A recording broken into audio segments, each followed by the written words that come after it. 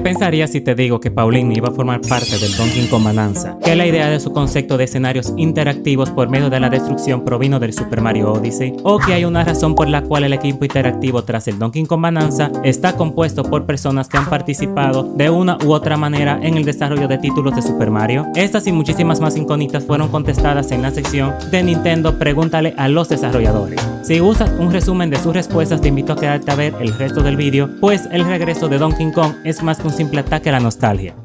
Empecemos abordando al equipo creativo tras el Donkey Kong Bonanza. Esto tiene mucha experiencia previa en títulos de la saga de Super Mario, como Super Mario Galaxy, Super Mario 3D World y principalmente Super Mario Odyssey. Los mismos fueron elegidos de forma intencional por Koizumi, un diseñador y alto ejecutivo de Nintendo que ha participado en la serie de Mario y Zelda, con el objetivo de explotar la experiencia que estos habían adquirido en el desarrollo de la jugabilidad de títulos de acción y plataformas en 3D, para poder expandir la franquicia Donkey Kong a este mismo ámbito, pues desde sus orígenes en los arcade y tras el éxito de la serie Country, la franquicia ha progresado con características innovadoras. No obstante, de la misma no se ha obtenido el éxito deseado más allá de la línea 2D, a pesar de haber tenido un primer contacto con esta línea de juegos en la Nintendo 64, juego que es considerado como una de sus joyas más preciadas. Sin embargo, en la comunidad de jugadores no pudo alcanzar el mismo impacto que Mario 64 o de la propia línea de Donkey Kong Country. Por ello, para no cometer el mismo error, uno de los principales retos para el equipo fue comprender el significado de Donkey Kong, de manera que pudieran tomar esas bases para brindar la identidad única a esta línea de juego, tal como Mario en su línea 2D y 3D, los cuales se encuentran bien diferenciados. Por ello, se hizo mucho énfasis en exprimir los movimientos de DK, como los golpes de manos, sus largos brazos y su gran fuerza bruta, pues son los elementos que le distinguen de Mario, y por ello, el concepto elegido para aprovechar esas cualidades fue la destrucción. También consideraron que debían buscar una nueva imagen para el personaje, una que fuese un punto medio entre la imagen que tiene su creador de él y aquellos aspectos que buscan destacar, pues la identidad del mismo ha variado con los años, pasando de ser uno de los némesis de Mario a un rudo rey y un bobo adorable, por lo que, partiendo del diseño base de Miyamoto, no omitieron los elementos como sus expresiones faciales y su peinado puntiagudo, para que se mantuviera como un personaje cómico y encantador. Hicieron retoques a su pelo para que pareciera abundante y denso y así tuviera un aspecto salvaje, y por último, unos cambios a su atuendo, añadiéndole pantalones y tirantes para que fuera menos monótono para el jugador. Si pasamos a explorar el origen de la idea de escenarios destructibles, nos enteramos que este equipo ya estuvo explorando esta idea poco tiempo después del lanzamiento de Super Mario Odyssey. Por ello empezaron a evaluar el potencial de un juego con escenarios completamente destructibles, conectando los enormes brazos del jefe de Noclotech de Super Mario Odyssey a un Goomba, que las utilizaba para arrancar pedazos del escenario para usarlos como armas y lanzarlos. De este modo vieron que esta mecánica y la potencia bruta de DK eran compatibles, y es importante destacar que el desarrollo del mismo fue planteado inicialmente para la Switch original, pero empezaron a experimentar ciertos desafíos que le hizo replantear la alternativa de trasladar el título a Nintendo Switch 2, de manera que así podrían mejorar lo ya creado, aumentando su riqueza visual y sobre todo ampliando la cantidad y variedad de cosas que los jugadores podrían destruir, además que les permitió reincorporar ideas descartadas, dado que serían muy exigentes para la consola, lo que volvió la mecánica de destrucción algo más satisfactorio, a raíz que ahora sí podrían mostrar al instante todo lo que sucede alrededor de DK. Pero para hacer la idea atractiva no podían enfocarse únicamente en destruir, tuvieron que esforzarse en los efectos de sonido, sin limitarse a los efectos fuertes y dramáticos.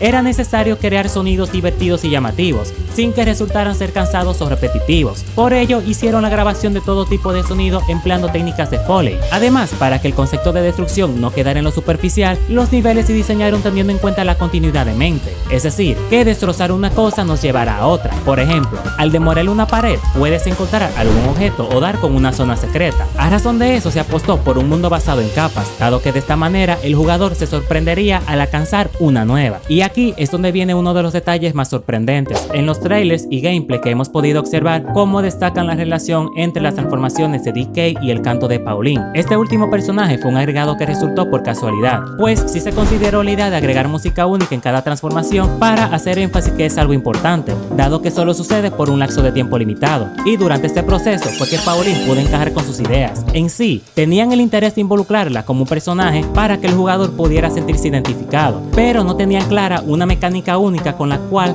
darle una función, hasta que consideraron relacionar las transformaciones con la música, darle letra, es decir, llevarla al canto. y al final se convertiría en el personaje con el cual el jugador empatizaría y asumiría el rol de explicar las cosas, es decir, ese punto medio entre DK y la persona tras la pantalla. A sinceridad, hay más datos que comentar al respecto, como la tecnología que emplearon para desarrollar el juego, o detalles más amplios sobre los diseños de niveles, pero busco ser breve y espero que este resumen les haya gustado. De ser así, no olviden dejar un fabuloso like, suscribirse y apoyar el canal. Mis mejores deseos para vos.